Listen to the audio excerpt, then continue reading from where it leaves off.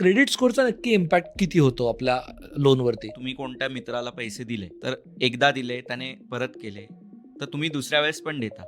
पण समजा त्याने वेळेत परत नाही केले एकदा, तर तुमच्या ह्याच्यात तुम्ही म्हणता की अरे नाही ह्याला आता पैसे द्यायचे नाही ह्याच्या पुढे.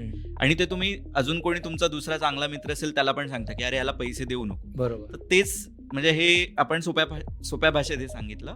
तर ते फायनान्शियल टर्म्समध्ये पण तशा पद्धतीने वापरलं जातं की लोन देताना बँक की ह्या माणसाचं क्रेडिट वर्दीनेस काय आहे, हा घेतलेले लोन्स असतील तर ते परत करतो का वेळेत, तर ते मोजण्याचं साधन म्हणजे सिबिल स्कोअर. तर इट स्टार्ट फ्रॉम 600 to 900 जे आहेत एकदम बेस्ट रेट आहे. म्हणजे तुम्हाला पैसे दिले की तुम्ही वेळेवर परत करतात म्हणजे तुमचा स्कोअर चांगला आहे. And the moment it comes down 650 or 600 nearby 600 देन म्हणजे तुम्ही डिफॉल्ट केले बरोबर. 800चा प्लस तुमचा रेट असेल सिबिलचा तर तुम्हाला बेस्ट रेट मिळतं. फॉर एक्झाम्पल आता बेस्ट रेट होम लोनला चालू आहे 7.35. You will get that rate.